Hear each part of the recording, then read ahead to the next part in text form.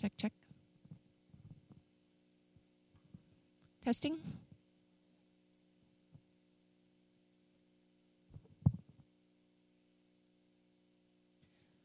Testing, testing. Are the mics turned up? Testing, testing. That one works. Testing, testing.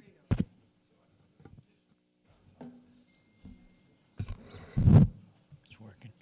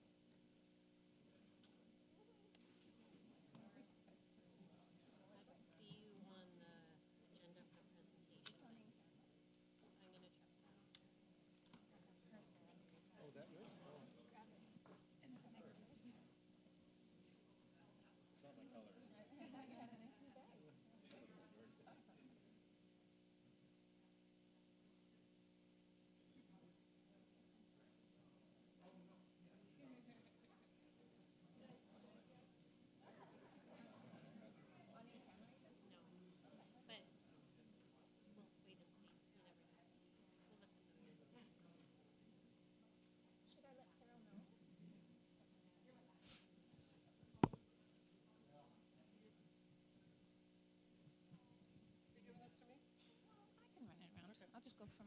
That's okay. Yeah. No, I think that I really like that. Thank you very much.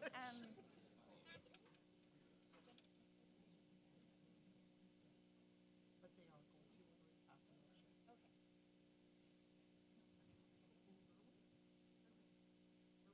Oh yeah, they're in camp. It is. It's a technical report. It is.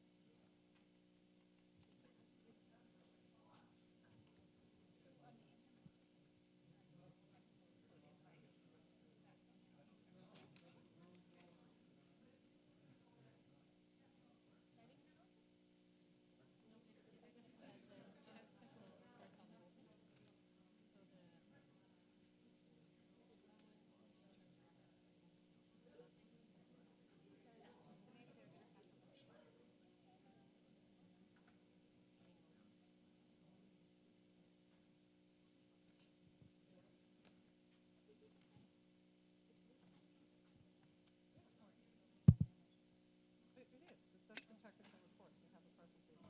Really important. Nope, Rob's here now.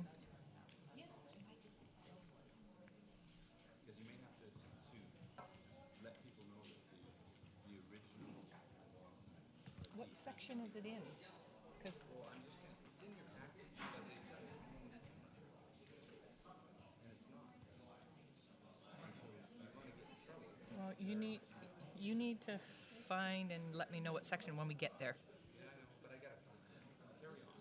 Okay, so we're starting here, folks. And just mention that we expect Chief. I think, folks, in effort to keep this on time and whatever, we're going to get underway. We are missing a few people. I understand that Chief Andy Thomas is going to join us this morning, so he's probably en route. Welcome to the meeting of May 26th to the Westside Wastewater Treatment and Resource Recovery Select Committee. Do we have any change? We have a couple of business things here on it. First of all, video and microphones. It is being taped here, and so no talking, please, unless we've got in your hands the microphone. So Sandra is there with the portable one for those that don't have the desktop ones up here at council table.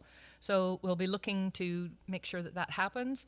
I also need to get a motion for allowing a 10-minute presentation to the select committee on the status of the Colwood wastewater and resource recovery. So if I could get that from... Motion to approve the agenda with the inclusion of the 10-minute presentation. Seconder? All those in favor? Opposed? Motion carried. So we'll add that in under the presentations and delegations. Nothing else at this point. Welcome, Chief. We have a spot up front here for you. If you want a coffee or whatever along the way, help yourself.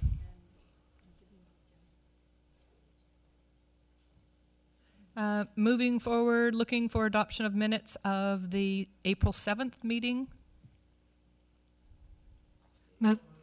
Second. All those in favor? Opposed? Motion carried. Adoption as well for April 23rd. Second. All those in favor? Opposed? Motion carried. Chair's remarks. I've already spoken about the video and microphone. And I think that's about all that we have. I didn't get anything passed through to me. And again, welcome everybody for coming and participating in this meeting this morning. Presentations and delegations, I see nothing other than the one we've added. So if those folks could undertake their presentation. Not sure who's starting it off. That would be me starting it off. Can everybody hear me okay? I guess that's the first item.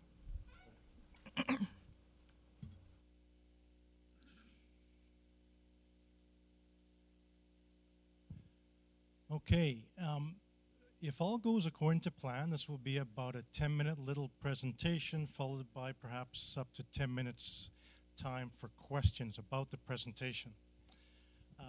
The purpose of this presentation, Michael Baxter of the City of Colwood has been heading up a team of consultants to work on what we're calling the Colwood Wastewater Recycling Project.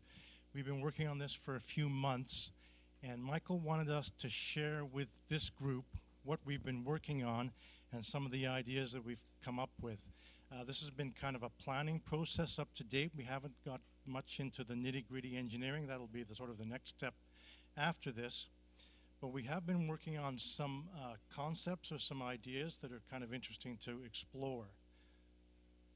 So first of all, I would like to just briefly introduce the Colwood team, and I know that some of them are here, so if you are here, I'll ask you to stand or wave or do a little dance just so that everybody knows who you are. First of all, probably most of you on this committee already know the City of Colwood's municipal engineer, Michael Baxter. He was kind of heading up this team.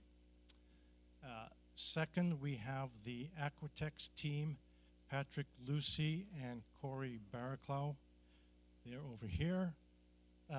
And just to tell you a little bit about what each of the members of this team bring to the team, Patrick and Corey, I think, describe themselves as aquatic ecologists, but they also have a lot of expertise in wastewater reuse and resource recovery, and they've helped us sort of focus on looking at the bigger picture of how to reuse wastewater as part of this project.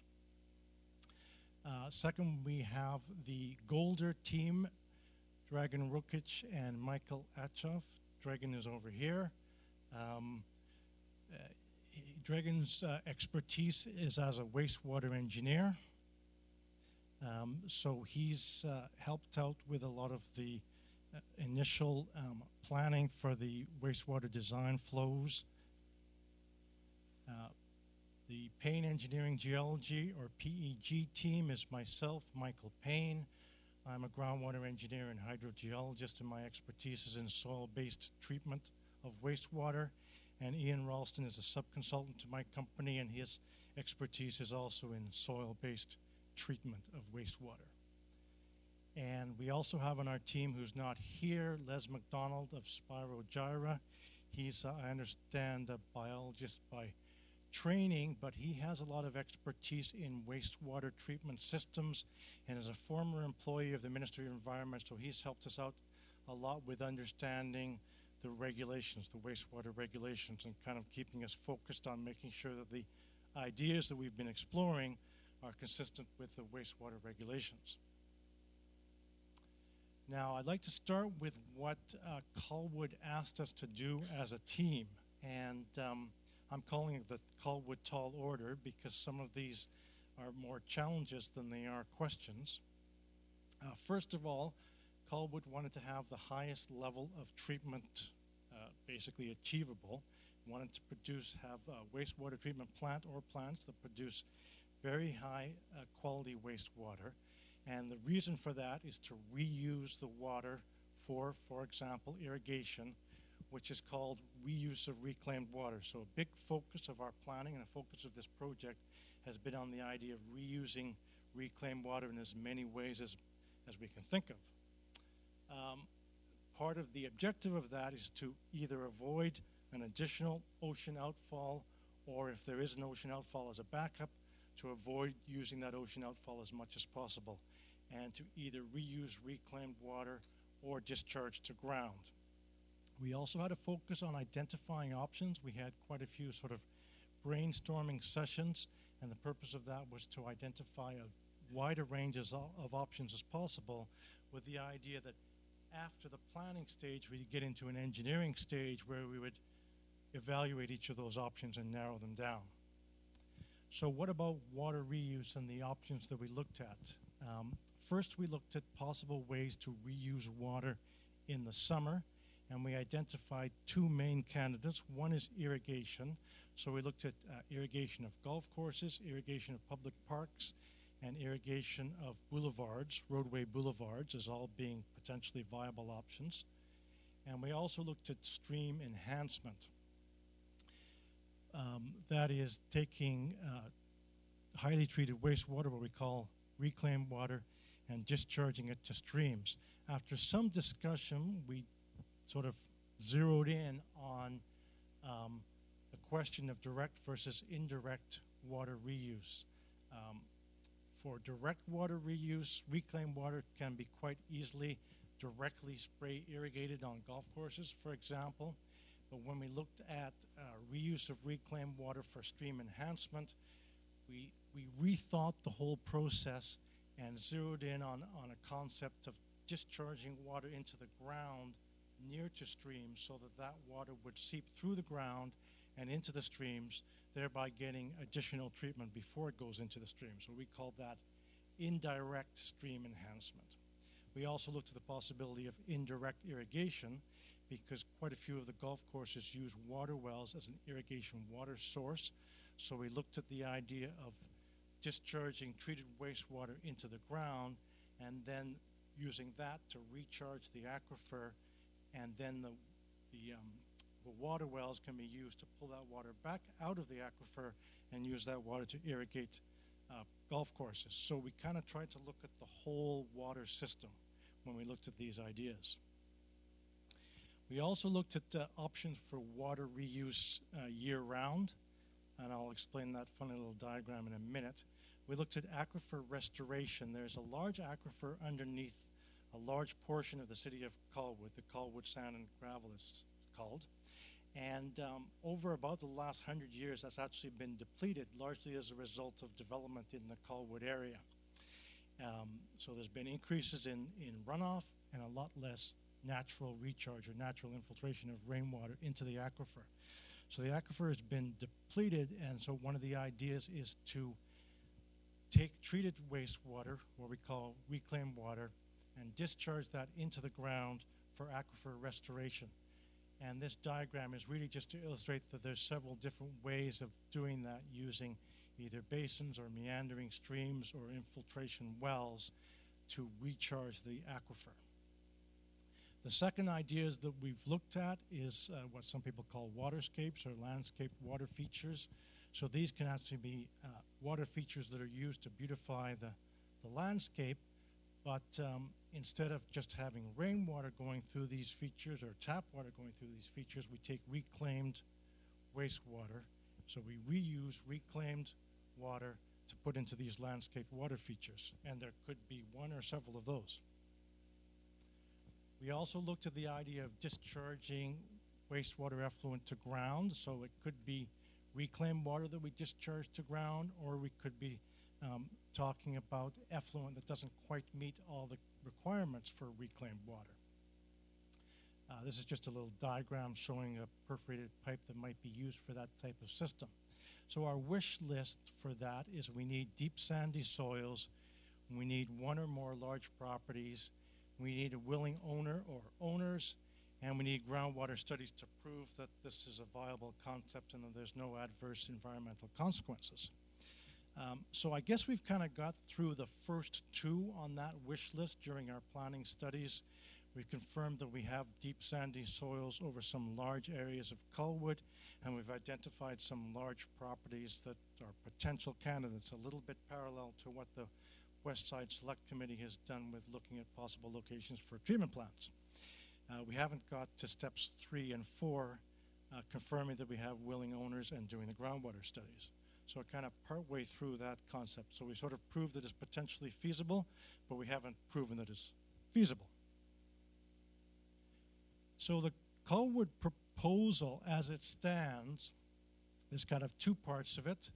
What I call Plan A, which is the plan for reuse of reclaimed water. And the idea is to reuse reclaimed water as much as is feasible. And as long as the wastewater treatment plant can produce reclaimed water, then we'll reuse reclaimed water. Plan B is for the small portion of the time, less than 1% and probably less than 0.1% of the time, when that wastewater treatment plant cannot produce reclaimed water. There needs to be a backup plan, if you like, a plan for emergency discharge. So what we've kind of come up as a scheme is for Plan A, reclaimed water. The idea is that when the effluent is meeting the reclaimed water standards, which essentially means drinking water standards. It's not really suitable for drinking, but it meets drinking water standards. So for this reclaimed water coming out of the treatment plant, the first priority is direct reuse of reclaimed water. So for example, spray irrigation would be an example of direct reuse of reclaimed water. If that's not feasible, or if we've run out of options for spray irrigation, which might happen, for example, in the winter, the next option is indirect reuse of reclaimed water for aquifer recharge. So that might be using drain fields or infiltration basins, meandering streams. Another option is actually wetlands that are constructed wetlands that are combined with infiltration basins. So there are lots of different ways of doing that.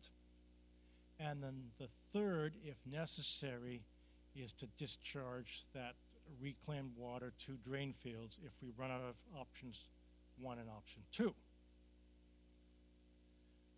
Then we have our Plan B, which is for those rare circumstances where the wastewater treatment plant does not meet reclaimed water standards. The first priority would be to discharge the water to ground using drain fields. That can be done with a wide range, can be done safely and efficiently with a wide range of different effluent qualities, so we don't need reclaimed water in order to discharge to ground. And then the second option, if that's not available, is to discharge to the ocean using a new outfall if necessary, preferably using an existing outfall. And again, as I say, this is something that would be rarely, if ever, followed, but is necessary as a backup or emergency measure. So that's kind of the plan B. So just to sort of summarize what we've found during the last few months of sort of brainstorming and head scratching, and what are our next steps.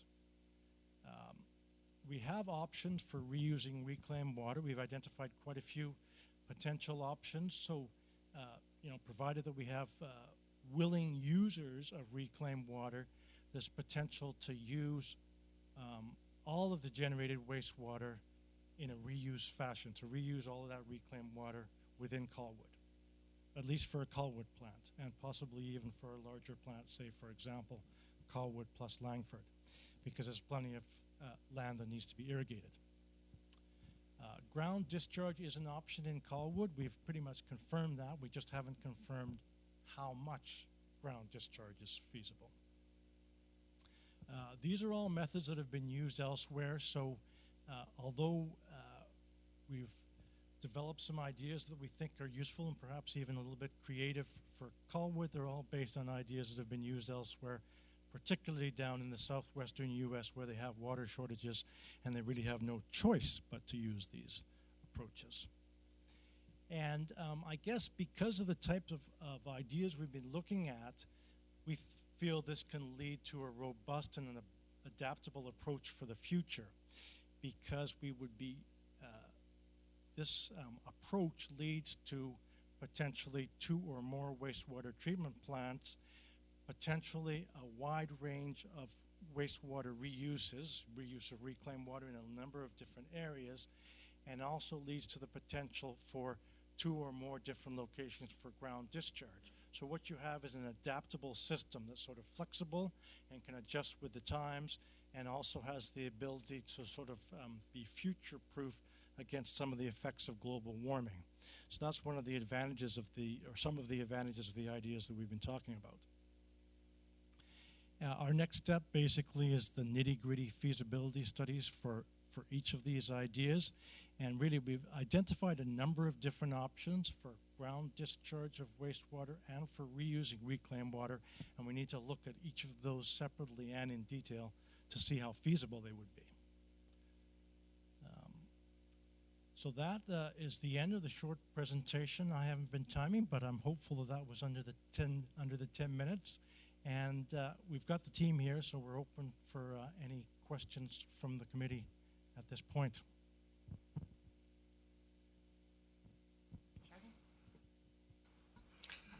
Thank you for the presentation.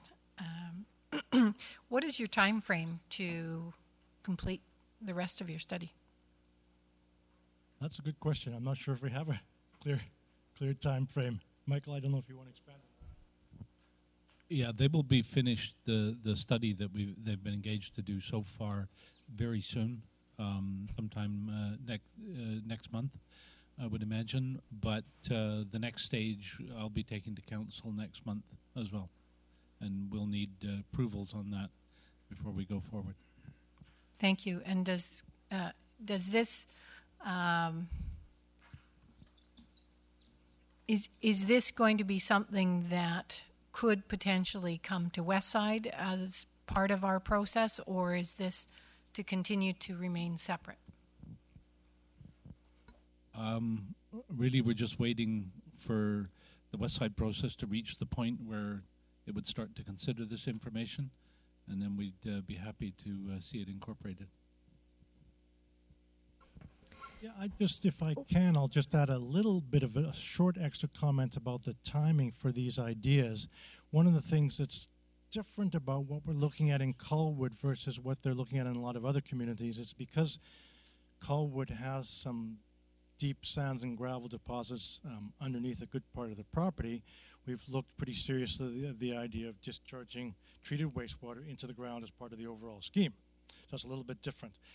But it's also something that there's no rush to move forward on, so that if it takes us some time to negotiate access to some properties, investigate those properties, prove that they're feasible, that part of the equation can be added in later so that I think there were kind of 3 steps. It kind of was in the middle of the 3 steps. You can kind of skip from step 1 to step 3 in the interim until the step 2 discharge to ground is available.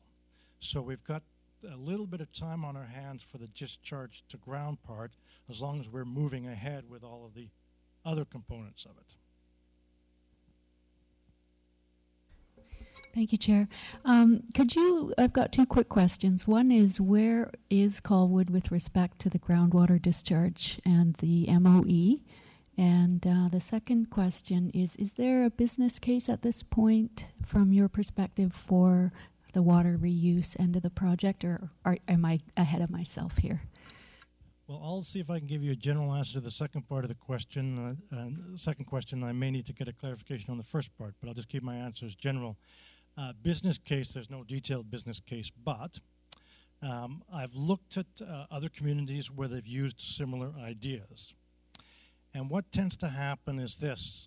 During the planning stages, it's more expensive because it's a more complicated system. There's lots of components, so there's more planning that goes in, so there's more money spent during the planning and engineering stage. The cost of building all the infrastructure tends to be quite comparable because there's some additional infrastructure that's required for this type of approach, but you can also save on some of the infrastructure, particularly if we have, for example, a system with more treatment plants, which means less distances between where we're collecting the wastewater and where it's going after it's being treated, and it's also more compatible with continued use of on-site sewage systems. So overall, the experience in other communities has been the cost of what's constructing what goes in the ground is comparable, more or less the same as a more conventional system. The cost savings where they do occur are more down the road in the future, because you're reusing water, and you've got a system that's more robust, which means you can adjust it down the road. So that's just a very general answer. We don't have a detailed business case. And I'm afraid I didn't completely understand the first question, and maybe one for somebody else in our group. Sure. My understanding, and correct me if I'm wrong, that's highly possible, is that you need to get approval from the Ministry of the Environment to be able to discharge rather than use an outfall. And I just wondered where Colwood was in that process and how that would impact both East and West Side processes. Well, I think the short answer is we do not have approvals yet, and we're now ready to start talking to Ministry of Environment about these ideas to confirm. We do have 2 people on the team that are very familiar with the municipal wastewater regulation. So we have a good idea of what's required, but we've actually come up with some ideas that are probably a little bit new as far as the Ministry of Environment is concerned, so we have to kind of run those past them and see if they're okay with it. And I don't know if anybody else wants to.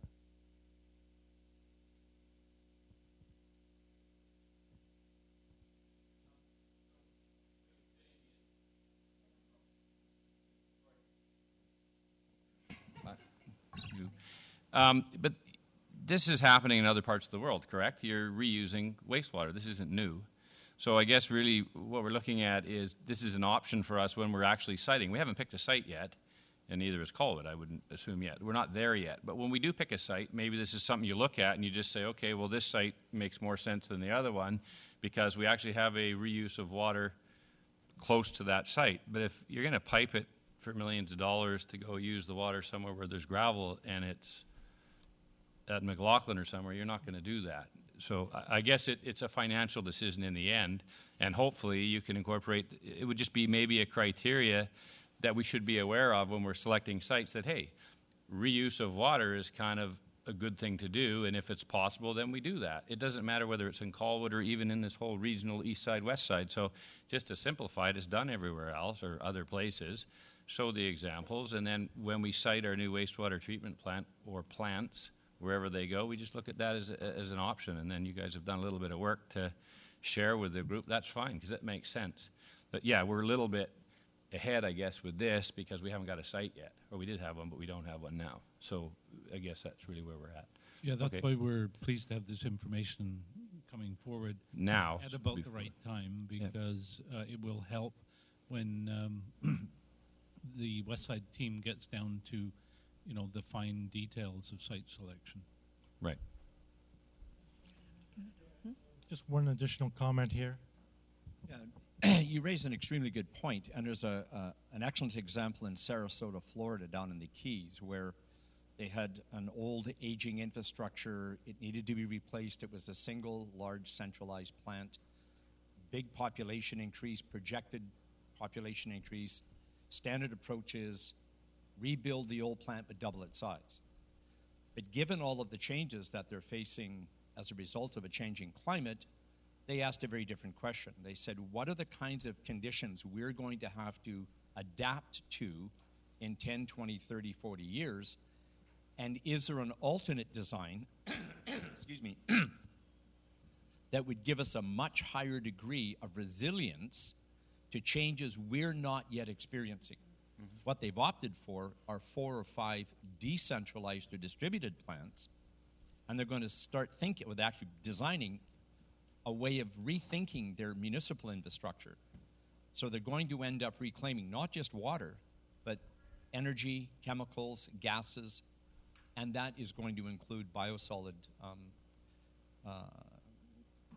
cogeneration with solid waste to recover energy, because one of the things that they need after they've had a hurricane is an on-site energy supply that's not tied to the grid. So just phrasing the question differently, they've literally come up with a very different approach.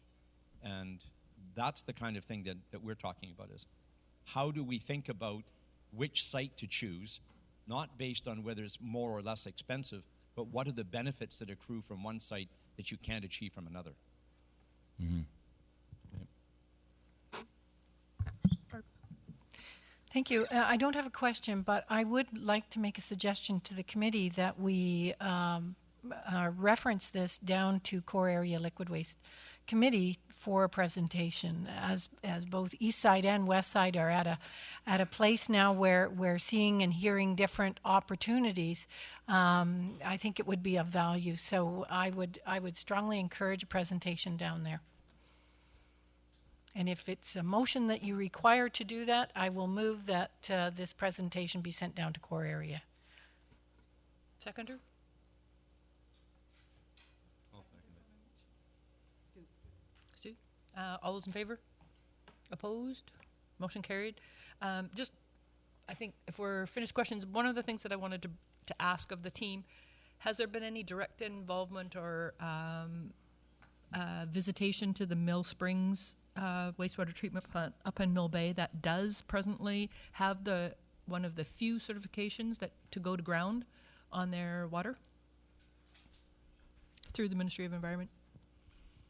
Well, briefly, and maybe some of the other team might have some additional comments. We haven't included that as part of our deliberations as a project team. In other words, we haven't gone up there as a team to have a look at it. Mm-hmm. I'm somewhat familiar with that system, and I've done a little bit of work in association with it, so I know a little bit about it, and that is part of the information, I guess, or background knowledge that we're using to put together these ideas, and I guess partly to convince ourselves that what we're proposing is actually feasible or doable.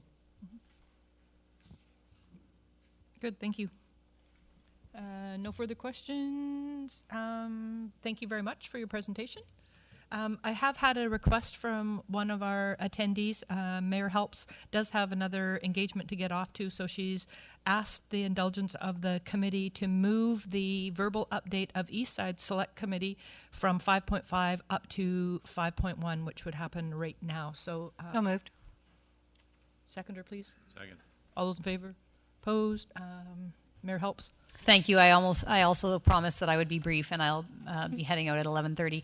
So the East Side met last week and hashed out in great detail the 2 sets of terms of reference that the West Side will be looking at today. Hopefully we've made some improvements that can be further improved upon by this committee today.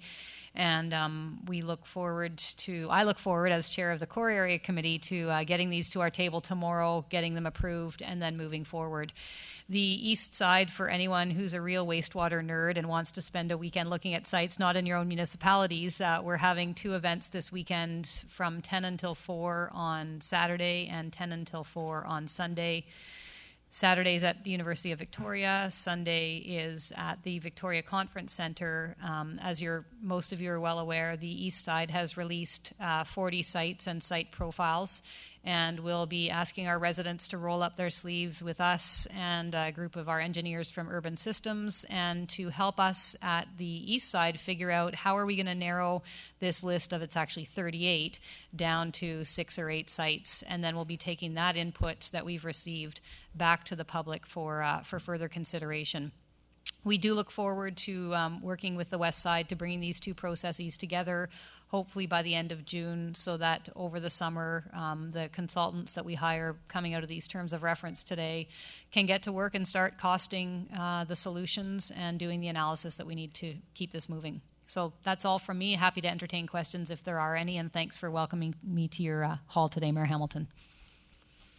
Any questions for Mayor Helps? Seeing none, thank you for attending. Then moving on to terms of reference and recruitment on the technical oversight panel.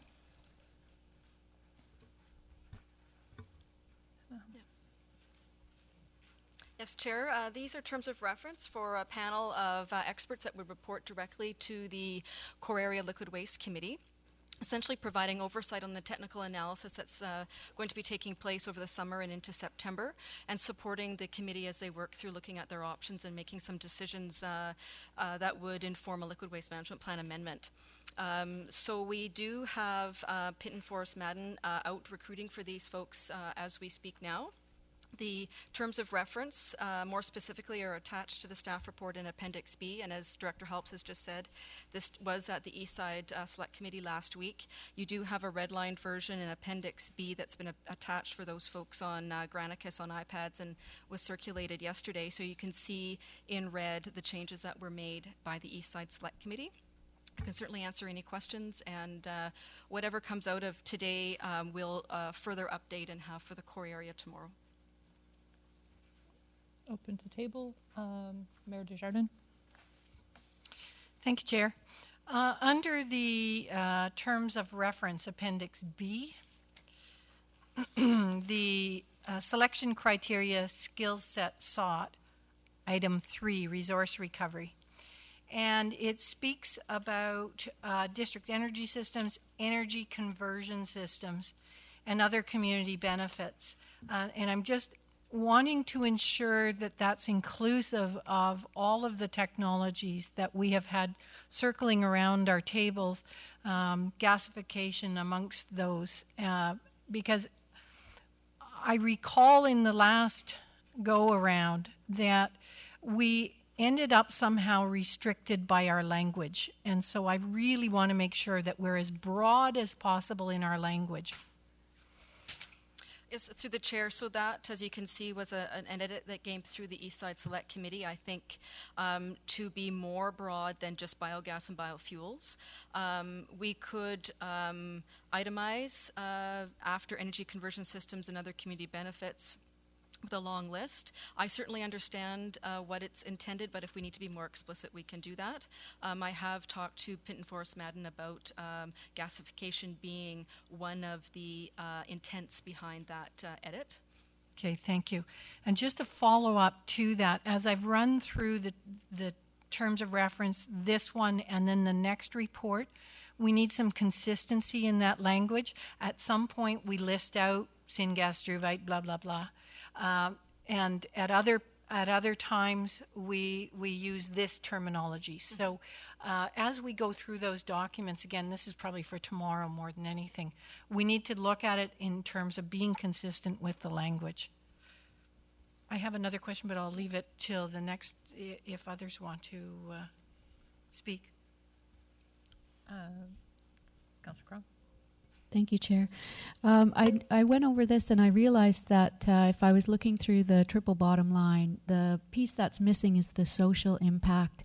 And I think that's a big part of what went off the rails with the original project. So I would be hoping that we would be including someone who has the skill set to ensure social capital, and the notion that the public is brought alongside and also uses IAP2 criteria to do their public engagement. Thanks. Mayor Screech. Thank you. A general observation would be, and I'm not sure how to phrase this properly, but I mean, I think all the talk of optimizing resource recovery, et cetera, is all wonderful, but I'd like to see equally strong language about budgets and business cases. And I really don't see that in here, that, you know, we need to be able to prove without shadow of a doubt to our taxpayers that this is good value. And I don't see it. And under the background, the second paragraph really worries me. While the participants in this service may not have similar ultimate objectives and may either individually or as subgroups pursue options that have different approaches, timelines, I don't understand that. I mean, we're all here because we've been mandated to get our sewage treated. So I just wonder if someone could explain to me that paragraph. Through the chair, I think it's understood that we have two different public consultation processes underway, and there may be different outcomes that come out of those processes that would take solution sets for Westside and Eastside in slightly different directions, and we're just being open to that flexibility in the regional system that we come forward with. I think if I can follow up on that, I mean, Yes, it really... absolutely. I just want to be sure that you're on the technical oversight terms of reference. Oh, or the next sorry. one. Just so that we're in Okay. context of the Nope, conversation. sorry. Okay, I can wait. Any further questions, though, on that one? Okay, so we'll just back up a bit there and Yes, thank you, Chair. If I could have formal motions for any changes that committee would like to see to these so that we've got it really clear. So, for example, Alternate Director Beth Curtin-Cron's comment about social capital, if you would like to see something formal here, if we could maybe pass a motion for that. okay.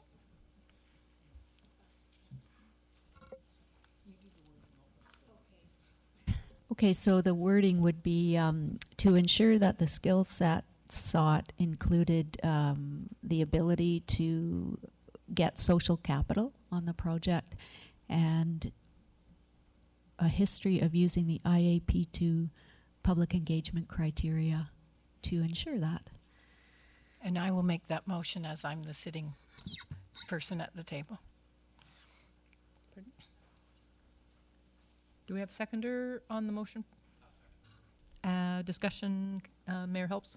Yeah, I support the social capital, but the IAP2 is confusing because this group is not going to be doing public engagement. So I think we should scrap that because it just creates confusion. I can modify it. Yeah, okay. Thank you. Thanks for the input. We have a motion and a seconder in place. Do we have to vote that then in that regard? So any other comments or questions? Call the question. All those in favor? Opposed? Motion, I'm stuck here. I didn't see enough hands up here. Yours went up in favor. In favor. And no one else raised hands anywhere, so it passes. That it stays on the... That it goes on. It goes on? Okay. All right. So you have your motion, staff? Mhm. Good. Anything further to this particular item then? Yes. Mayor Desjardins? Thank you. I'll put my idea out first, and then I'll capture it in a motion. Under selection criteria, skills set sought, I'm wondering whether we need, and I don't know what the actual person's profession would be, but do we need to include a climate change adaptation expertise? And the reason I put that forward under this skill set sought is that allows us that forward thinking in terms of how are we going to mitigate for the future as opposed to what meets today's minimum standard. So I'd like to make a motion that we include a climate change adaptation expertise into the skill set that are sought. Seconder? Is there a seconder to my motion? You can. You can. For discussion, I will then second it. Discussion? Explanation? Again, I just think that we are looking toward the future, and to have a critical understanding of what some of the challenges will be won't necessarily increase cost, but may save us a lot as we go forward. And so having that body of knowledge as we review now ensures that we do not miss a stone that we need to turn over. Thanks. Councillor? Is it fair to say that you're just wanting to make explicit something that may well be implicit, and we are making assumptions that people are looking with that lens, but you're just wanting to bring that out? Yes, it's not necessarily to add another body or to create a specific, one of those specific bodies to that. But I really want to make sure, as I said before, that it was the language and the limitation of the language last time that I feel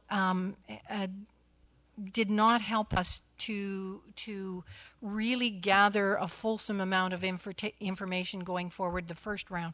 And I'd like to ensure that we create that broad ability to bring in whatever kind of expertise is needed, so that we're going to be proud of this project, and this project is going to live for going forward, that we're not going to be looking in 15 years at, we need to make significant changes and that's going to cost again. So this is just providing that extra understanding of focus. Any other comments? Discussion? Mayor Screech? Thank you. Now that I'm in the right place on the agenda, I think it's somewhat redundant. I mean, we have sort of generalized skill sets here, understanding of innovative emerging best practice. So if we're going to start specifying what those skill sets have to be beneath that, then we wouldn't just start with climate change. We would have a listing of many others. So I personally think it's redundant to start putting specific skill sets in. I mean, I would hope that it is encapsulated in number 2 and 3 already. Any further discussion? Comments? Just to say that I'm hearing support, but what I'm hearing is it's not a necessary comment to add. So the commentary allows, I would like the motion to go forward anyways, but defeating this motion does not necessarily say that we're not being inclusive of this information. And I'll bring it forward again tomorrow to the core area. Thank you. Call the question. All those in favor? Opposed? 2, 3? I'm in. You're opposed, or No, I'm you're for in? it. So 3, 2. Move on. Okay. As long as it's motion. not a new position, we're fine. Yeah. Do it as part of what we're doing. Motion carries then. So we've had the 2 additions to that. Anything else? Anything further? So we do have a recommendation that with the amendments, the Westside Select Committee endorse the terms of reference for the Technical Oversight Panel and be forwarded to core area liquid waste. So we need that to go forward. I will move that. Seconder, please. All those in favor? Opposed? Motion carried. Next item. Oh, geez. Hold on, folks.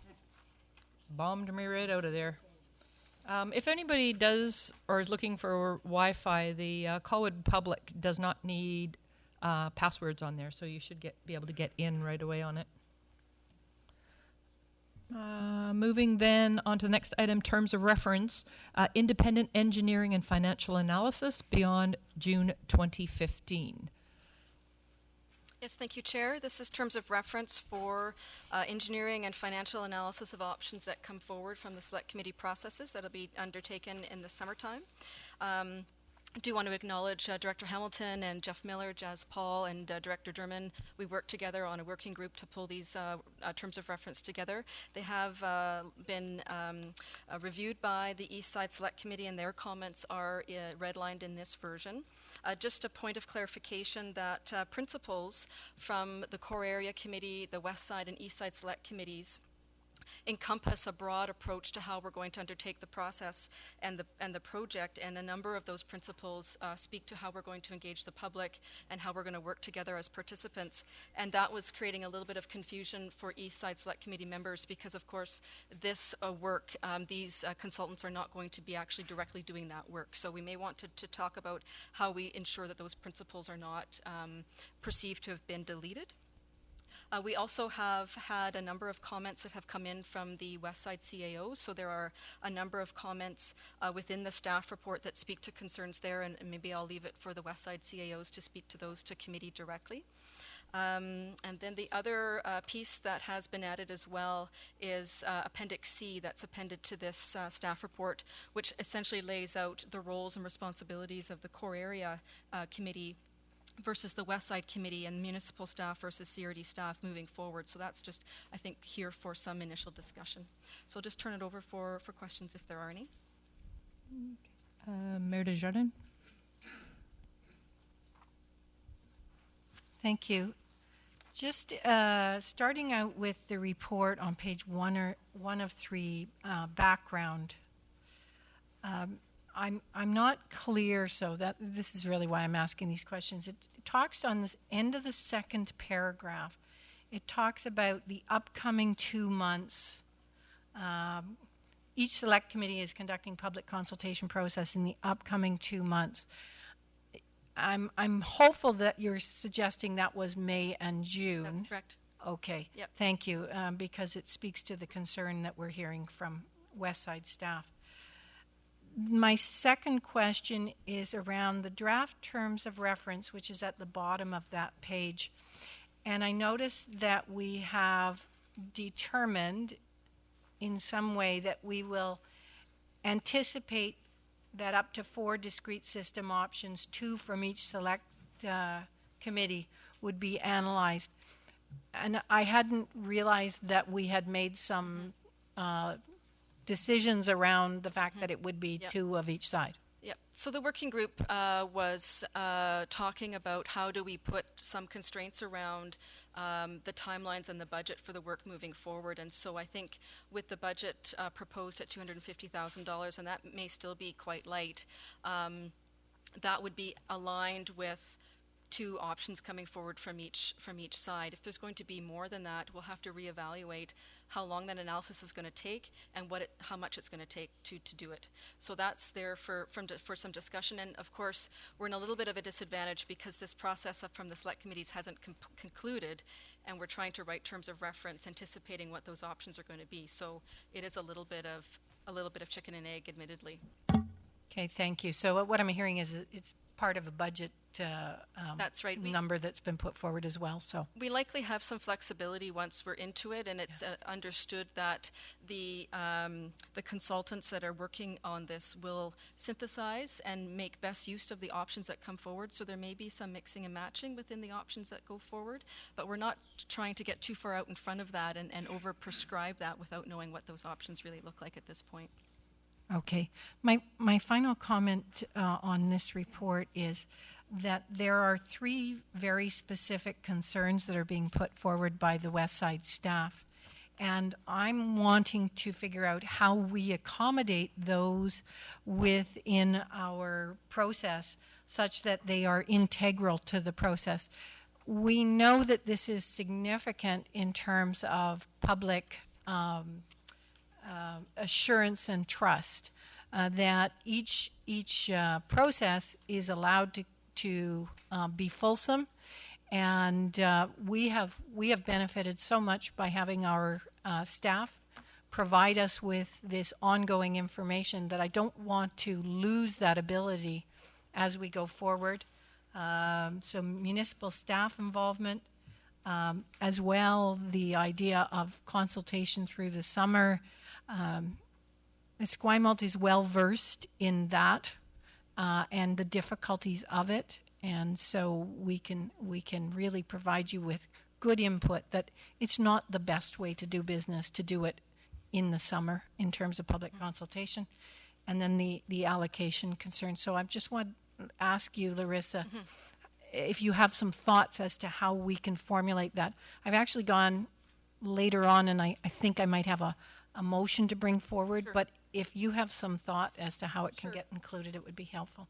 We did have a good meeting, the Westside CAOs and myself, with regards to when these comments were coming forward, and I don't see that any public consultation is happening over summer. I think Christine Houghton would support that, so I think we're okay with the first item.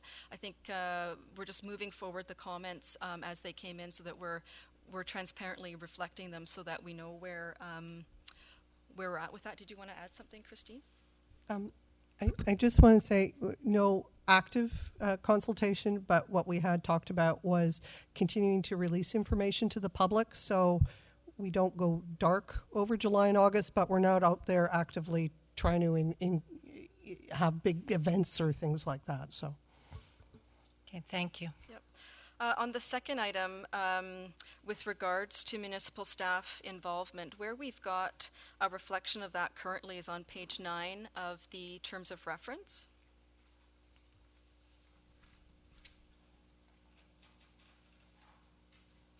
So there's an allowance there for the consultant to present to council and to committee meetings, to present the draft report and recommendations to both CRD and municipal staff, and a final meeting with all municipal participants in CRD and municipal staff to discuss the draft report prior to completion. So we do have allowances to bring the municipal staff into the process.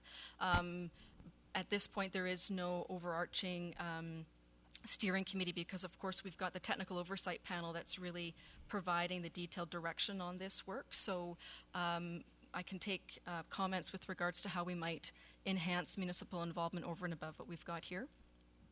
Do you want me to continue? Yep. But before you get to any motion, I'd just like to leave opportunity for the representative from CAOs if they have any comment or point that doesn't get covered. I certainly support under the page 9, as you said, the need to build in the role of municipal staff and expectations of connections by the proponents. So under the meetings, there should be a section there, and I'll bring forward a motion after, to ensure that they do have a meeting with the municipal staff. And whether it be Eastside and Westside together, or whether it's just Westside and separately Eastside, it's that allowance to have our municipal staff come into the process and provide input there. I also will add to that I'll come back to page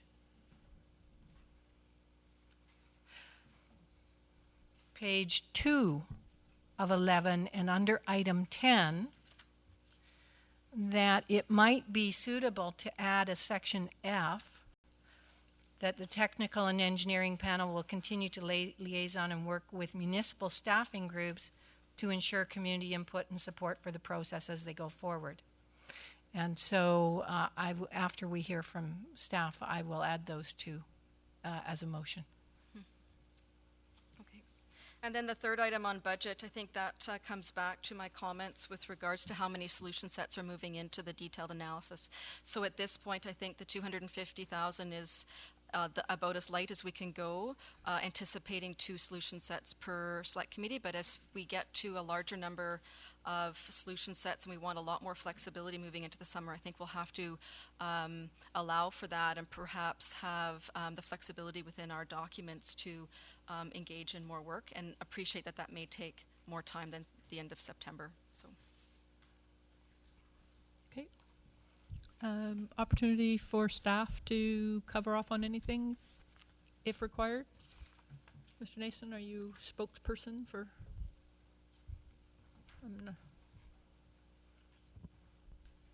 Well, Madam Chair, the CAOs have had a number of discussions with respect to any concerns we have with respect to the process and the timelines. We have a number of concerns with respect to the timelines from here to the end of the year, but focusing in specifically within sort of the parameters of the terms of reference for this particular study. I think that our main concern, and we have managed to clarify with CRD staff the nature and extent of any public engagement during July and August, and I think we've clarified that. But we do have a concern about the nature and extent and timing of any public engagement in September, given the fact that the deadline for submission of this report is the end of September. So if there's an expectation that there's going to be public engagement and consultation on the work that's being done and input feeding into the finalization of that report, that timeline as set out right now for September would be extremely challenging. So we have a concern about how that would work and the optics around that. But that's a specific concern related to this terms of reference. We have others. Any further comments? Mayor Desjardins? Well, I will put forward my motion, which is to ensure inclusion of our municipal staff, that under item 10F, page 2 of 11, terms of reference, that the technical and independent engineering group will continue to liaise and work with municipal staff groups,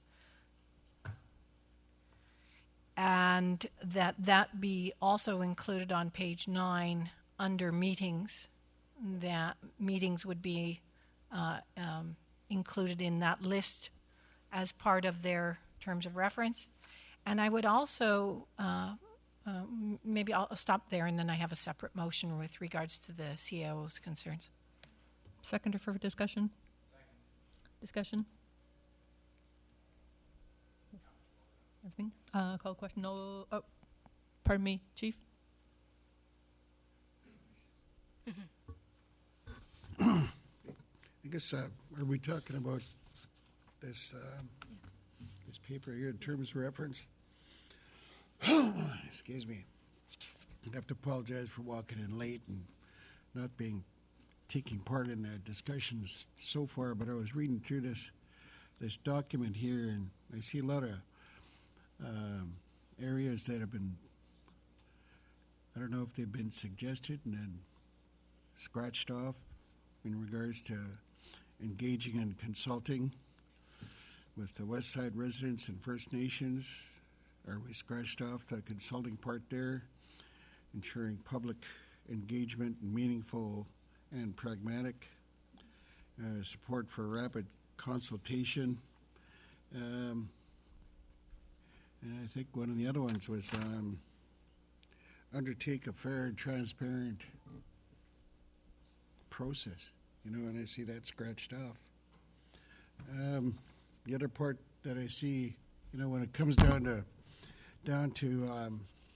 the costs and everything else, that we've always been kind of left out of this process here, and I used to bring it up with the CRD and CTERA when they're coming around, supposed to be consulting with us, but they came in and laid out all their paperwork and said, this is it. There was no consultation. But I always expressed that, for our nation there, we need to be involved right from the beginning. We need to be able to have some funding to do our due diligence, and I think, and I don't know where you plug that into here, and I still kind of feel on the outside yet. Before Christmas, I was saying that, somebody was supposed to come to Esquimalt and Songhees and invite us both to one of these tables. So nobody came yet, so I've been sitting on the outside, and I thought I better come and say a few words anyway, about our nations, and I think Songhees, their administrator, is off with the flu. And I thank Barb for inviting me here today, and I thought I better come and find out where everything's at, because, you know, you guys are busy making motions there, and I see First Nations being scratched off and consultations and everything else, you know, and so if it heads that way, it's going to be the same thing CTERA did with us. You know, we won't have any resources to be able to do our own due diligence, to be able to plug into this process here. You know, I think so. We need to have those parts in here if we're going to play a meaningful part in this process here, because CRD has made a lot of decisions that have affected us, and it's blocked a lot of our ability to be able to do any economic development. I mean, we face a lot of barriers, and we need to be part of this stuff here. You know, maybe we'll use some of your staff, because we don't have that capacity in our own office. You know, we don't have engineers, we don't have planners. So maybe we'll plug into one of your offices there. I don't know how this will work out, but we need that opportunity to be able to find out. So I just needed to say these few words, and thank you again for inviting me here today. Thank you, Chief. Mayor Desjardins. Thanks, Chief Thomas. I want to be able to address your concerns with respect to what's being crossed out, and I know that Larissa will, but if we can call the question on this motion, then I think we should answer those questions, because I think there's a misunderstanding around those crossing outs. So I'm looking for the question. Was there any further discussion then on the motion before us? Call the question. All those in favor? Opposed? Motion carries. And now if we can address the red lines. So if I might just make a comment, I was at the East Side meeting, and following with, so the red lines have been sections that the East Side Committee has looked at and said, these don't fall within the specific mandate of this group that we're hiring. I think in looking at it and reading it through now for our committee, I think that it's been taken out of context, because that information is from our terms of reference and cannot be deleted in any way, shape, or form. It's from their terms of reference, it's from our terms of reference. And so I think that it has to go back to the East Side Committee for that understanding that they're speaking to this group, but those are just lines coming from documents we have already approved. And I'll turn to Larissa for further information. I think what might be a solution for tomorrow's core meeting is to have those principles around engagement and collaboration, working with First Nations, reinstated into these terms of reference with a really clear line that the consultant that we're hiring is not responsible to do the public engagement with the First Nations and so forth. I think for the East Side directors it was really confusing at the time, but admittedly now that we see that they're crossed out, it's sending the wrong message that we're not doing these things, and most certainly they're probably the most important principles that we establish, at the select committees established. So we can do that for tomorrow. And will it identify who will be following up and doing those? I think we'll say that the Select Committee and the Core Area Committee, as part of delivering their processes, working with other consulting firms and staff and so forth, will be executing on the public consultation pieces of the work. Okay. Mayor Young? That was my question, but yeah, striking this out and then providing this here, obviously for somebody new coming in. Yeah. Well, let's pretend the chief is the public now, because he's come in now, and now you read this, you're going to have this document circulated out there, and now you're going to take a lot more flack, and that's the problem with the CRD. Is we got to figure out who's delivering these messages, as you said. So my suggestion is that everybody has to be part of the process. I think that this is actually part of who we're dealing with. Can you guys hear me out there? Hey. Anyway, so I guess my point is that these should all be in there anyway as guiding principles on everything that we're doing here. These all make sense. And I'm not taking it out here. And I suggest that we put it all back in, send it back to the Eastside Committee and say, this is actually the principles of being a politician, being a servant, and a person that's serving the public and providing information. You cross these out anywhere and then try and stick it somewhere else. That's wrong. This is where the process has failed in the past. So these are actually guiding principles for staff, for politicians, for everybody, and I don't think that anything should be crossed off here. It doesn't matter. It's part of every single process we do publicly. So let's just leave everything in there. We're splitting hairs now. Just make sure. And the other part is when you hire these consultants, they are part of the public. They will be engaging the public, and they should be at our meetings. And, you know, these are things that we need to talk about because when you're paying CTERA $170,000, I want them here at the table now, too. I want to see what I'm doing with my money. This is another thing. We start to separate everybody out into all these different categories. We're not really working as a team or a unit. So we need to make sure that moving forward, anybody we hire is here in the public with us. And I want them sitting there, just like I would at a council meeting when I want to refer to something. I don't go, I'll get back to you later. Well, these meetings are not through the summer. They start in September. This process has to be hired, continued, and they got to be at every meeting. And I'd like to suggest that we look at anybody getting paid on sewage treatment by our taxpayers in Langford, Colwood, View Oral, or Saanich or Victoria. Anybody getting paid. There better be a staff member here or a consultant here or somebody here to hear what we're doing. Because I don't want to take information like this, send it off to somebody, and they misinterpret actually their job. But their job is to actually consult, engage, and be part of the process. And I think it's just imperative that we do that. This is where we fail. Everybody starts to say, well, that's not my job. I'm going to just look after this part. I don't have to engage the public, but you're actually making decisions on money. And I go to this report. Oh, that's in camera, but I can't. But anyway, I go to the scenario of where it says you're going to spend all this money when you hire these consultants, and then they say no politicians, no this, no that. The rules that we can't even engage or be part of it. We can't even be part of the consultation process when we're starting to move forward, when actually taxpayers' money are expended. And that's the bigger picture here, and I think that we're all starting to see this, and we need to move forward. So I think, Larissa, if you can just explain that, that's the job of everybody. So this actually doesn't hurt it to be in there. So it's not confusing to me at all, because I think that hiring people for consulting, all of us aren't experts. I actually need them here, and CTERA should be here, and all these people should be at least here at the meeting so we can refer questions to her if the public stands up. Because it's almost like we're spending all this money on these consultants and they're over here, and yet we have to answer to the public, and I may not have the right answer. And I don't like reading in the paper what I've heard lately. $30 million for Craigflower Pump Station has been out in the public 2 times by the chair and by Judy Brownoff and everybody else. And then they say, like, all this misinformation out there is incorrect.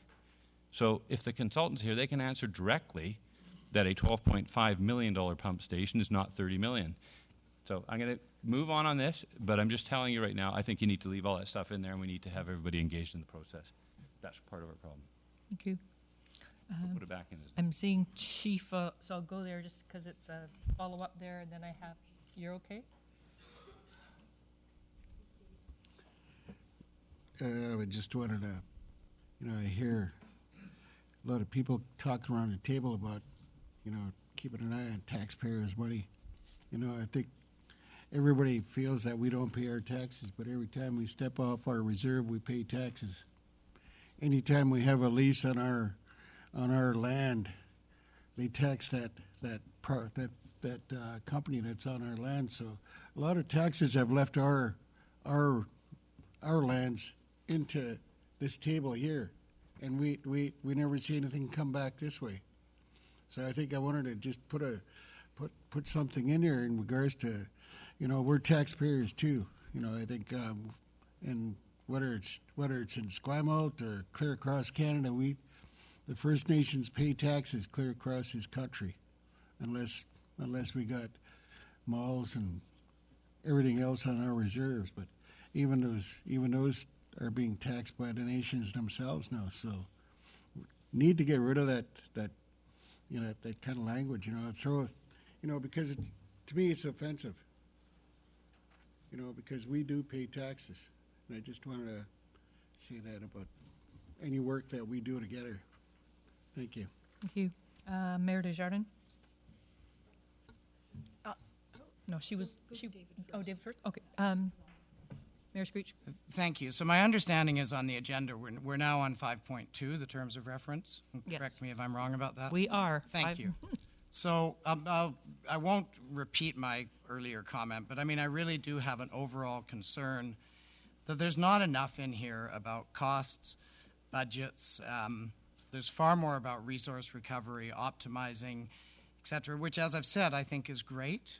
But I mean, at the end of the day, we have to be able to see that there's a business case that supports doing that. And it really worries me that it's not strong enough in here.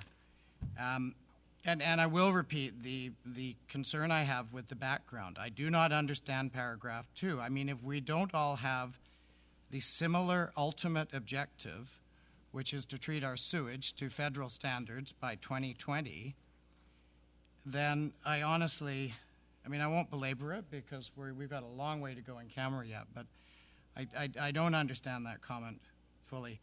The only really specific thing that is 10B, where on the public processes, and it says these public processes will be led by the municipality, and I would really prefer to see that they'll be led by the municipalities in conjunction with the CRD. I mean, for a smaller municipality, I think especially as ourselves, I mean, these could be major public hearings and major undertakings, and I think we would be, we would require and be glad to have the assistance of the CRD. So those are just some different comments. This is our time to add to these terms of reference and well, whatever. I'd be happy so if you would like make to that have a motion that it be in conjunction with the CRD. Well, then me next. So that's under 10B. Right. Adding those words. Seconder for Mayor Screech's motion. I'll second it then for discussion. And discussion. So who's going to be at these meetings? You're going to go into a process of going into Senator Victoria or View Royal. It actually is not a municipal. I thought we were paying CTERA $170,000. I think we're paying CRD staff. I think they all need to be there as part. This is a partnership with municipal, CRD, and our consultants. They all need to be there at these meetings when we're talking about that, much the same as what happened in Esquimalt. You had a lot of people there. A lot of people ask a lot of questions. So anyway, I think it should be added that any relevant staff that have information that is needed for the public has to be there at these meetings when we're talking about sites, because no site's going to be easy. We all know that. And I'm going to go back to, so are we just passing that motion on that? Because I want to talk about your financial thing too, because we talked about this at the last meeting. So let's pass try and the motion on this one to say let's try and keep add any.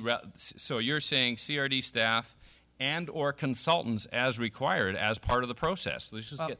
Is that not correct? Could I just go back to my motion? So, Yeah. I mean, I think what staff is referring to here specifically is the rezoning process, which would be a municipal jurisdiction. But what I'm saying is that I do feel it should be in conjunction with the CRD.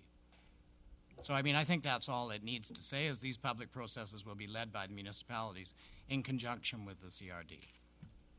And I'm adding and relevant consultants, because you're not going to go do a rezoning on a site until all of the consultants have done. Everybody's picked a site. Now you're going to go and do a rezoning in a municipality. You better have the background information as to where these things go. So just throw it in there. I'm just looking if Mayor Screech is looking to accept a friendly amendment. I think it's redundant, but sure. Okay, so we're there and we have a seconder on that motion. Discussion on. Thank you. I'm not understanding the motion, so I can't support it at this time because zoning process is the municipal responsibility. CRD will be making the application for the zoning. So you can't have CRD sitting on both sides of the table. It doesn't make sense. No, And so it can't be done in conjunction. Certainly CRD is part of the process, but they are the ones making the application. Okay. So is it me or David? You first and then follow up with David. All we're talking about is when the rezoning application comes forward, that we have the staff there and the expertise to answer questions to the public. So all we're saying is we're adding to make sure that it's not the municipality saying yes or no on a sewage treatment without having, you need the background information, you need to have the staff there to support the process.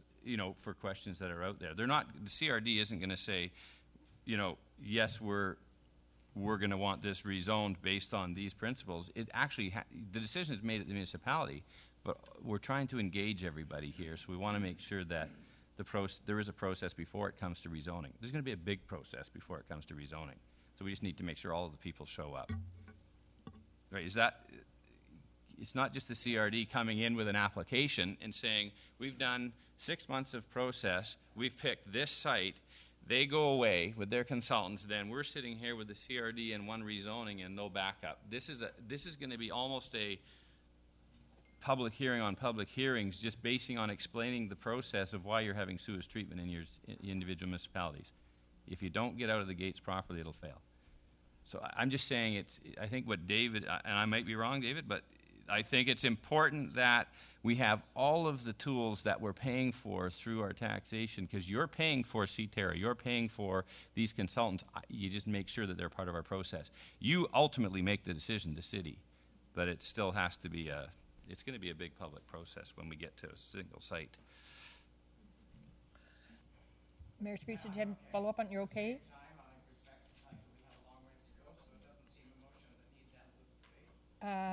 We'll go to you, Beth. Thank you, Chair.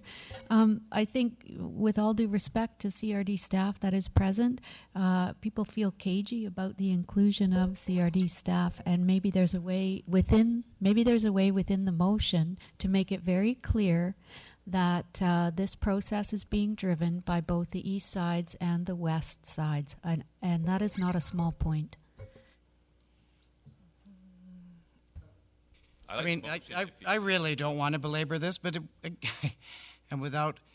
this is a simple motion. I mean, the CRD is a huge part of the process. We're all in this together. As I've said countless times, we are all the CRD. The CRD is us, and we talk about the CRD like it's another body, which is ridiculous.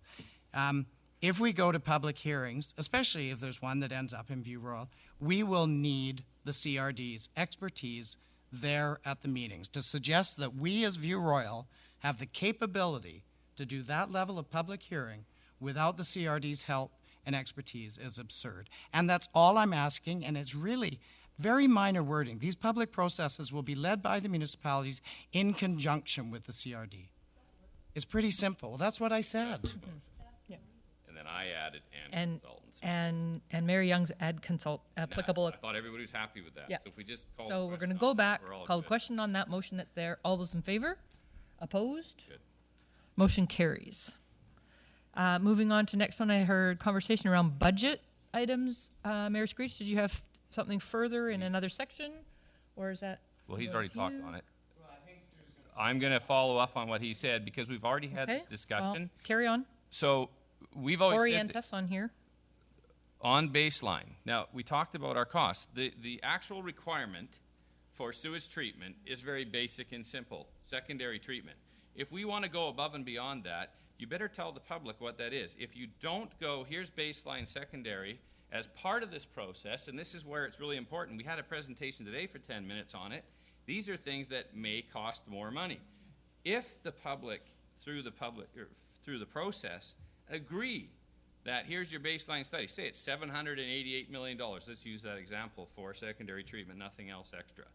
Then we want to do all this other green initiative stuff that goes along with what the public wants. You need to attach a price. $788, you want to do recovery of water, maybe that's $10 million, but maybe in the future that's money well spent. Let's do it now. You want to do waste recovery, or energy, create energy through any source of district energy or heat, or put it near a hospital where you actually have there's all these different ideas everybody has. The public's going to talk to you about it. You need to qualify the cost to go to those. So then the public can be supportive of, if it's $1.2 billion to do all this, or it's a base of $788. If it's still a base of $788, all those extras are on there, the public will decide, right? I think that's the process. So just do your baseline. I think, David, we've talked about this before at around here, that we don't cloud it with without putting cost to this stuff. So I'm done. I just want to clarify, did you have a section of this report that you wanted to see He that brought into? it up on budget. Well, so you need to attach something that says... Well, it needs I'll to be do a clear to motion. staff. So I'll do a motion then, if that's what you're asking. I thought his motion was fine. Make sure that you put an emphasis on budget and to make sure what is the requirement for the grant funding and what is the minimum requirement and what's our cost, and then add the add-ons and let the public decide. So I don't know how to clarify that. It needs to be done by Larissa. We talked about this before. I think that was already, you've done some work on this already from 3 meetings ago where we said baseline and then do the add-ons and let the public be aware. I think that's, so if you can write it that way within this, if I can get a mover and seconder to do that. Okay. Okay, so we have a seconder on that motion to clarify the basic costs, and there we go. Okay. Councillor? We have a baseline. It is the current CRD plan at 783 with a plant at McLaughlin, 18 kilometers to Heartland. So as far as I'm concerned, that is the comparator. That is. No. What am I missing here? Well, That's if you don't gives have secondary sewage treatment, federal regulations, and provides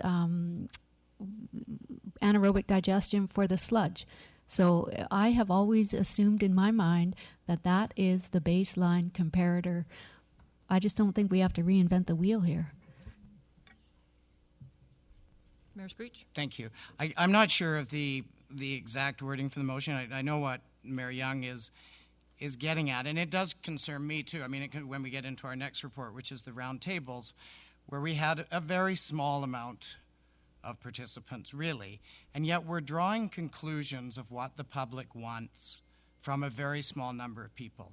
And I share that concern, and I would like to see it referenced in here, that we do need a baseline. We need to be able to say to people, this is what secondary treatment is going to cost you, and this is what tertiary treatment is going to cost you, and et cetera. And I don't really see that reflected in here. I see that we have made the jump that resource recovery, et cetera, is the way we want to go, which may well be, and I hope it is, but we haven't put the financial checks and measures to make sure that we're also delivering best financial value to an already strapped taxpayer. And I think that's what the point Director Young is trying to make, and we need to reflect in a motion somehow. Thank you. Can I ask you, Mayor Screech, to look on page 3 of 11, under background, third paragraph, where it says, phase 2 of this process will be a feasibility and costing analysis carried out by the consultant of the preferred wastewater treatment system solution sets to determine the regulatory requirements and compare the costs against the existing overall funding envelope of $788 million.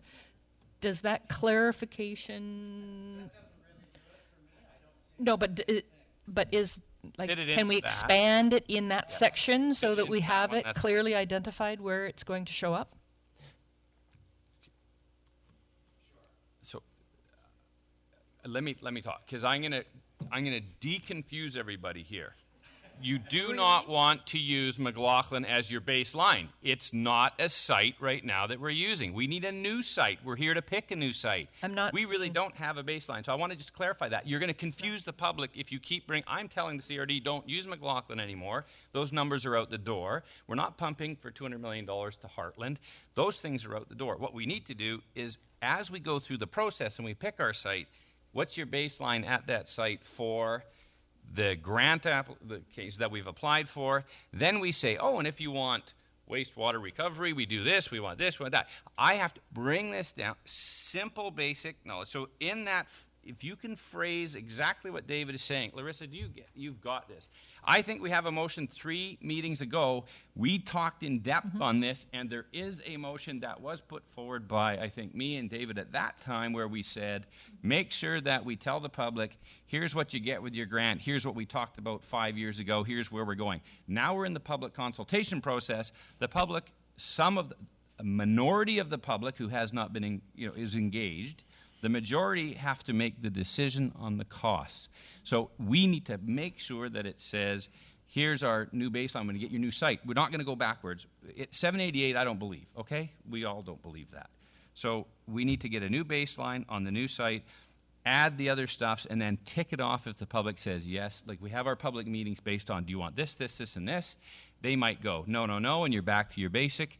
And then so I guess that's my point. So I don't So, know Larissa, how to get that. We did it. at Can you great find length. that to bring forward to the Just no, add it now. core one? Add it now. Just add it to that stage. Well, I'm not sure she's got the words on there. Well, I'll tell you what the words are then. So what it is that we look at a baseline cost of the new site, and that we make sure that any additional costs for tertiary or any other things are identified when we move to the next site, so that it's very clear where we're going. Okay, because that's the confusing part to everybody. We keep bringing, I'm worried about bringing up McLaughlin. I just don't want to hear it no more. Okay. So add it. Woodwording along the lines of business cases will be developed and cost comparisons will be shown for different levels of treatment. Perfect. Okay. Something like that? That's just what was as an done amendment to that background paragraph? Okay. So is that 2 point whatever? So we're making a motion there, and do we have something already on Larissa the get table? that? Can I just have that read back? I don't know that I can read it. Okay. I just sort of wung it. Sure. Yes, exactly. Thanks, Ange.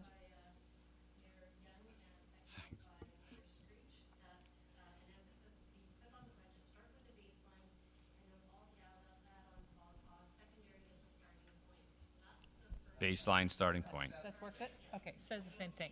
Yeah, but okay, and then can I really clarify to say anything extra is identified by price in the process? Because you can't keep talking about the fluffy stuff if we don't put a price to it. That's all. So make sure that we just don't give the baseline of secondary and then don't say what this other stuff will cost. Okay, it has to be part of the whole open public agenda stuff. Okay, Councillor, do you have anything specific on that? we're all good. Yeah, I just didn't know if it was important to once and for all put McLaughlin and Heartland to rest, because although we have, and I've been part of those discussions, it does surface, and is there a way to embed that in the motion that the baseline is fresh, new from this point forward? Could someone... At this point, we do have 2 alternatives for residuals treatment. One is to have that accommodated at the wastewater treatment sites, the other being at a centralized facility at Heartland, as outlined in our liquid waste management plan. So there's lots of implications with removing those sites and moving away from our liquid waste management plan before we have a new plan. So I know that's been discussed a number of times. I don't think today or in this moment is really the most appropriate time to really tackle that one. And that's how, just coming back to Heartland, that's where Heartland fits into this as an option. So it sounds like there's 2 levels. One is the public face, where we want to have a new baseline going forward, but in order to not get hung up on losing funding because we have these holes in our agreements, there's this thing happening behind where we have to have these placeholders. Is that correct? We also have a transitional authorization to discharge. So under the Federal Fisheries Act, we should have secondary treatment in right now. The only reason why we don't, and the only reason why we're permitted not to, is because we've put in a plan that will transition us to a new plan that actually speaks to the approved liquid waste management plan. So, Call the question on the motion. All those in favor? Opposed? Motion carried. And Mayor Desjardins? I would also like to move that we forward and include the appendix regarding the CAO's timeline to the Core Area Liquid Waste Management Committee. Discussion? So are we saying that it's September 30th, we have to be all done public consulting and everything else? Is that your concern, your CAO's concern? They're telling you that they can't do it by September 30th. We're not what is happening with, what's wrong with July and August with our staff? Or I need to know why we're not doing much public consultation in July and August. If the deadline is... Speak to the experience. No, I know that, but what I'm saying is that they're telling you that September 30th is not acceptable. They cannot meet that deadline, and we're saying we're not going to meet in July and August. So I guess maybe to move the process, what is the timeline that the CAOs want that they think they can meet? Because here we are again pushing, and we're going to lose stuff. So let's get a real timeline, and then we just have to work within it. Go ahead. Well, our understanding from the terms of reference, and we stand to be corrected, is that the report, the final report, has to be submitted by the end of September, and that there is a public consultation component to this particular costing and feasibility study. We've managed to clarify, I think, with the CRD, the limited nature and extent of any consultation over the July-August period. We have a lot of concerns about that, and I think they're shared by many of you. Our question, I think, more relates to the month of September, because if we understand this correctly, essentially the report has to be completed by the end of September and into the CRD, and before the board, I think, the 15th of October. Our concern is that that's a very, very constrained time to do public consultation in September, essentially after Labor Day. You got 3 weeks. And we would question the optics of doing that in September when the public probably knows full well that the report has to be submitted by the end of September. It's essentially almost completed. Yet you're doing public consultation in September to further provide feedback and input into the drafting of the report. We think it's counterintuitive. Now, if that's not the process that's been envisaged, we stand to be corrected. But as we understand and read the terms of reference. Know that. So I've asked the question. I just need to know, what can we do to, what is your, okay, here, I'll rephrase the question. What date timeline do you think you can meet that's realistic for us to have a public process and deliver the criteria? If you don't have to deliver it to the CRD until the 15th of October, why can't you deliver it on the 10th? Is that a problem? Because they're part of the process anyway, are they not? What you guys are doing? Yeah, through the chair, if we look at the proposed work plan, the purpose of this engineering and financial analysis is to get the information that we need, that we would then go out and do consultation in the fall so that folks can see, well, this is the baseline, this is what that's going to cost, these are what the add-ons are going to cost. It's actually going to take us all the way through into September to actually finish that technical work. So after September, the core area committee will say, okay, let's take a look at these options, and we'll do another consultation process in October and November that will lead and help us work through to a preferred option that we would move into a plan amendment at the end of the year. So I think we do have time to do consultation in the fall, coming out of the detailed options analysis that's going to be taking place over the summer. It will be very difficult as this work is underway to consult with financial and engineering options that haven't been fully worked up. So that's why it actually works with July and August having no intense public consultation. So you just updates maybe, but as you said, so we're on updates, so I'm just clarifying. Yep. Updates are going to the public anyway, so we're working. It's not like we're on holidays for 60 days, so the public gets all concerned, and then we ram something on September. You show up and everything's done and moved and approved. That will be a problem. So remember, options are coming out of this report, and then decisions will have to be made that the public will be consulted on. Okay. I'm just asking, what timeline do you require? It's September 30th, isn't it? When is it? Might have some input here from Christine. Oh, sorry, go ahead. So I think as we look at the concern was, and Mr. Nason or the other CAOs can correct me, was that a final report would be delivered with the solution without additional public input coming on board to be able to have that conversation. So I think in just the conversations we've been having subsequent to that there is the ability for us to have that further conversation as we move forward, understanding that some of the timelines may have to be adjusted based on things that are unforeseen in what is a moving object. And you're absolutely right, we don't intend on going dormant over the summer, but to be not as to be able to provide updates in that. And also one of the updates I think that the public engagement team on the west side would like to do is to be able to craft what the public engagement post-summer looks like and update the public and get them further engaged and more people engaged based on the input we've had to date. So we also need some time to be able to plan and put that together and then for lack of a better word, advertise it out there in the world so that coming September, October, as we move forward with what the technical team comes together, working together, we have a really comprehensive public engagement program. Is that, I just want to leave it up to the CAOs to see if they want to add or correct. Well, My concern is we're going to be public engagement and then right into decision making and process, and the public might get pissed at that. So, and I know they will.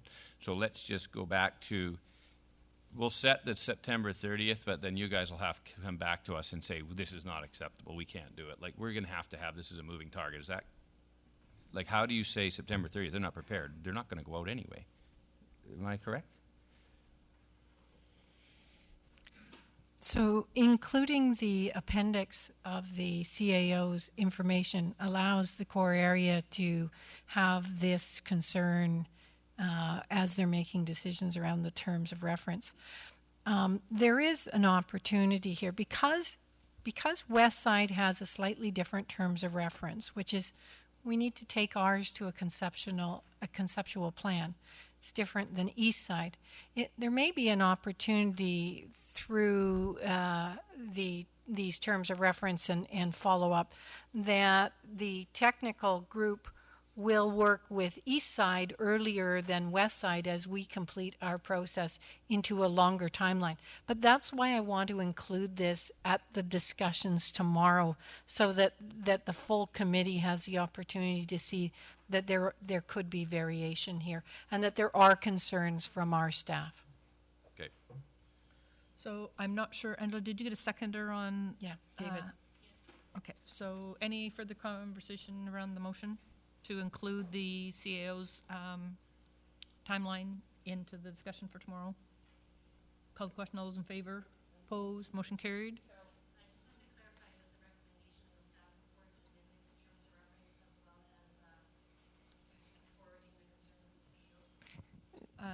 The motion was to include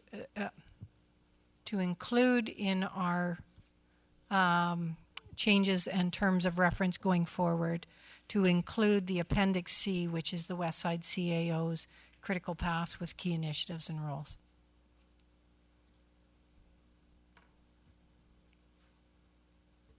So that's the full meal deal, changes and everything. We're all good? Next item, folks, we're really kind of pushing the envelope here. Solutions Westside Roundtable. All those, our discussion? All those in favor? Opposed? Motion carried. Next item, Westside Solutions budget update. Discussion? All those in favor? Opposed? Motion carried. East Side's already been done. Correspondence. There was a letter from Mayor Young in regards to the Craigflower pump station. All those in favor? Opposed? Motion carried. There's the follow-up response to that letter from the CRD. Item 6.2. Is there a second? I'm waiting for one. I'll second it for discussion. Discussion? The Craigflower pump station,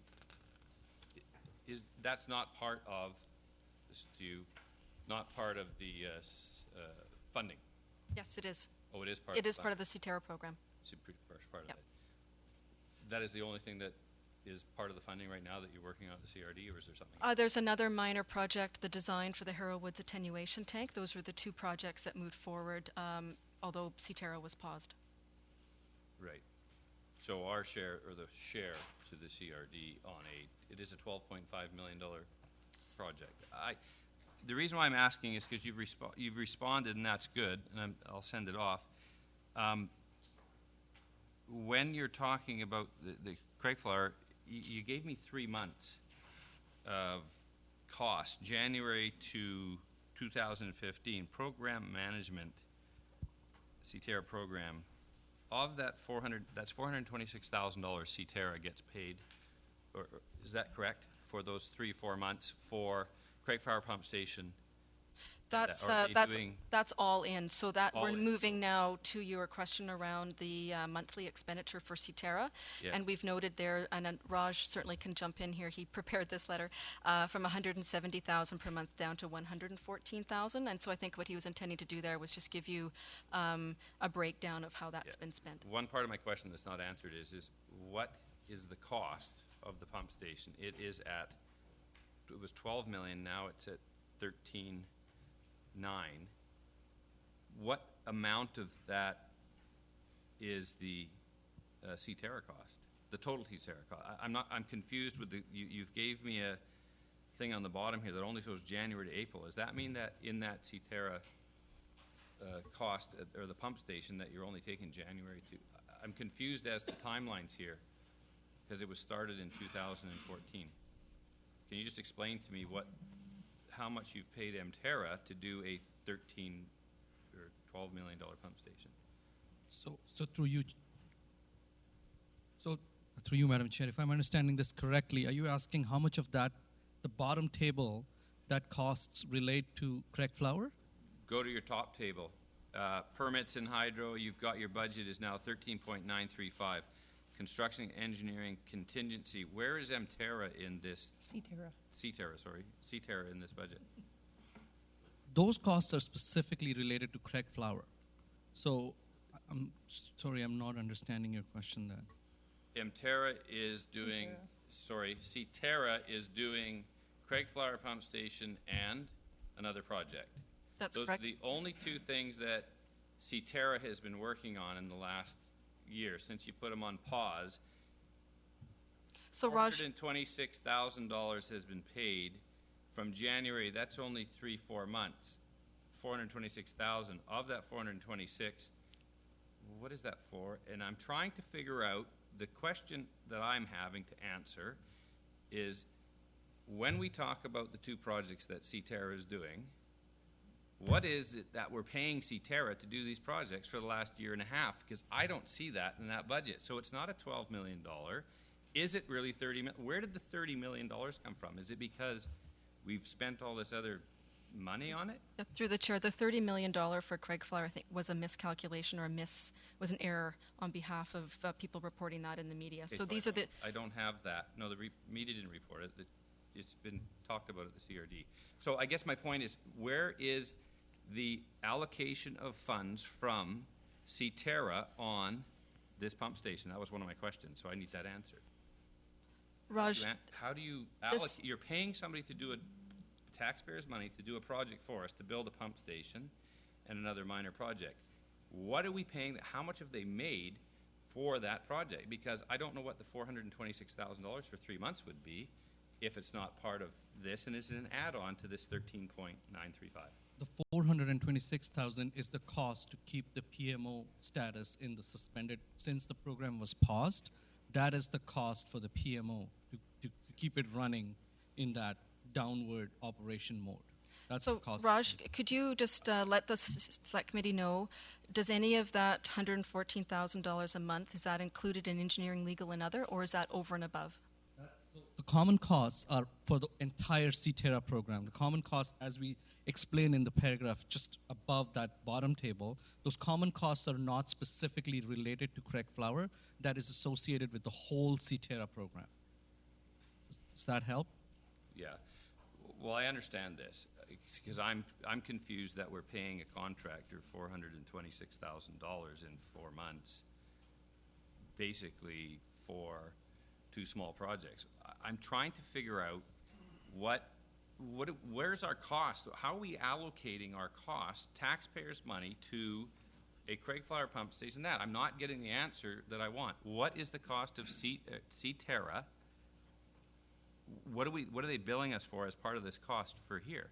I'm confused that we'd be paying $426,000 for something on pause, and yet I'm not getting broken down what that 426 is. Is that 426 the common, and then there's another charge that is getting with consultants and everybody else and engineering on top of this 13.935? The 426 includes all the consultants and everything that's part of the overall CTERRA program.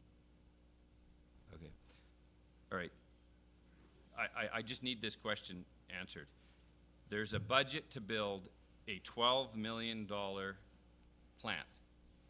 I want to know how much has been paid to CTERRA since that thing was started 3 years ago. There must have been an allocation because it says that any projects that CTERRA do, right, that they're fully in charge of it. right? Like they're fully in charge of Clegg-Flower. When I asked the question at one of our previous meetings, somebody said that you're paying Terra to do. I said, what are you paying them $170,000 for? You guys responded by saying, we're paying them $170,000 because they're doing Craigflower Pump Station and this other thing. I'm confused that now we're saying the $170,000 is down to 106. Is that correct? There's no other cost that you're paying Terra above this 106 then. So that means that the 106 includes doing the management of that. So I just need to know, what is the cost of that 106? What is the management cost? Why is that not put into here? Because there's a cost to construction. Langford has built pump stations. I know exactly. Point of order, Chair. So I just need to know what that number is. Can we come back to the motion, and can this be taken offline to get further clarity, please? Yeah, I wanted a response. I now have to respond to somebody. I don't have the answer. I need to know what the Antera cost is, what has been allocated. I guess I need a breakdown of what this actual pump station costs. Okay, that's all. Call the question, Chair. You're missing the construction part.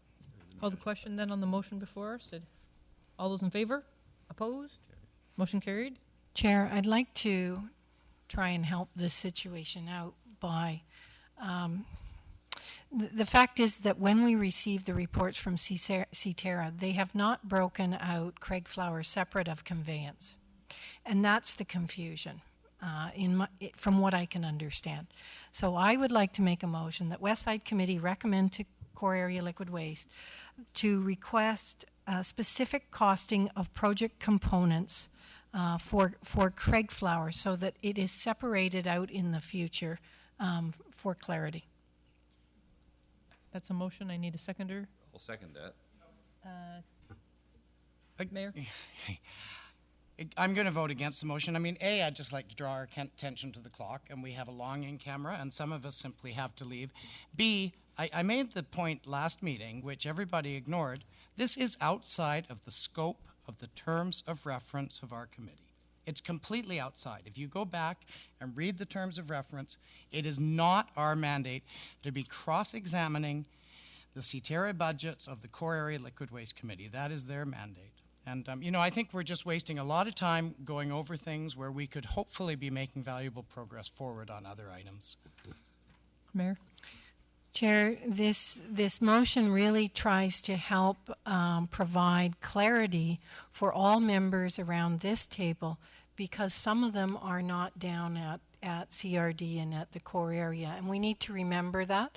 So providing clear information helps with that process. Thank you. Call the question. All those in favor? Opposed? Motion carries.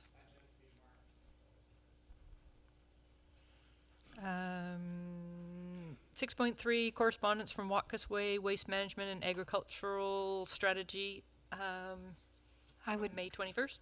I would move we receive this and send this to Eastside Committee, please.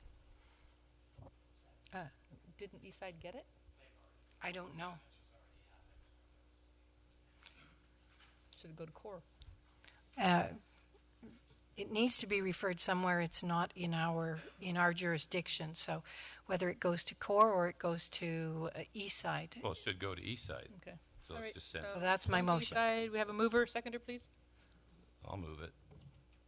You'll be seconding. All those in favor? Opposed? Motion carried.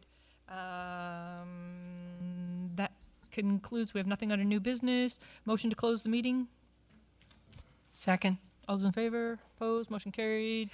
I would ask for a motion to include Chief Andy in the in camera. Yeah. We have and a seconder there. All those in favor? Opposed? Motion carried. Chief, you're welcome to stay and participate in the next section. Thank you, folks. Angela? Absolutely. Yep.